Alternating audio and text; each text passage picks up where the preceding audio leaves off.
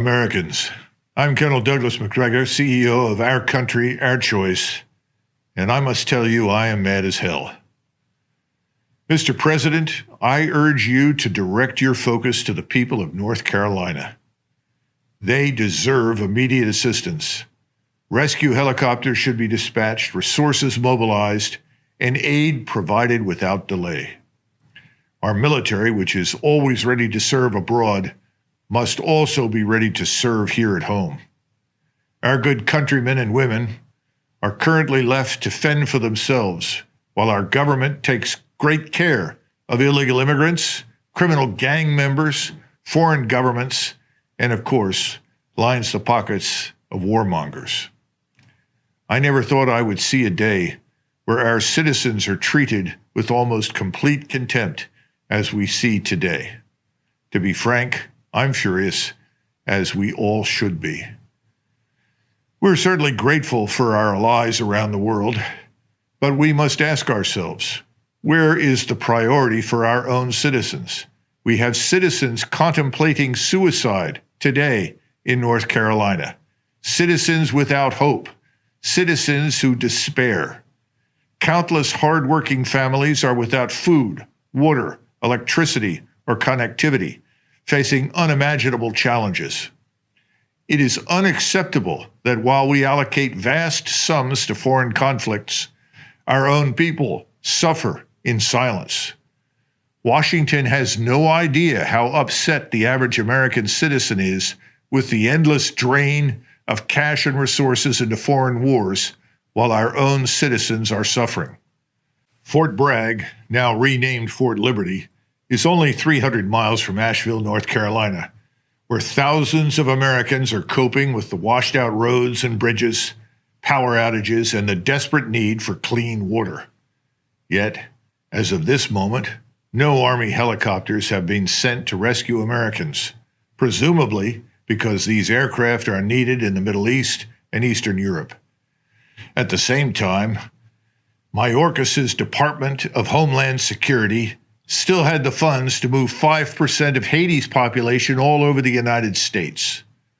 The Department of Homeland Security now reports that its funds are too exhausted and unavailable to assist Americans in the path of Hurricane Helene.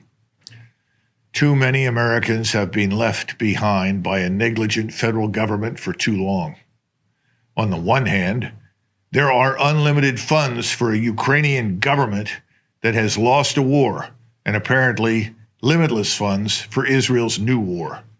On the other hand, the Biden-Harris administration took more than $1 billion tax dollars originally allocated for American disaster relief and used it to provide services for illegal immigrants. Today, families struggling with horrific damage resulting from Hurricane Helene must cope with only $750 in support from Washington. It's time for us to critically assess the narratives we encounter.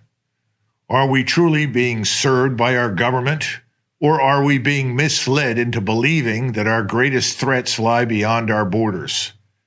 I urge each of you to engage in thoughtful discourse, to question what you hear, and to seek the truth rooted in our shared values.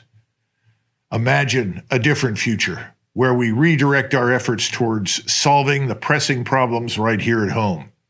A future where our resources are allocated to rebuilding our communities, providing better health care, and addressing the root causes of addiction. Let's ensure that our government is not just reactive, but proactive in helping its citizens in need. It is time to strengthen our commitment, first and foremost, to the American people. No more delays.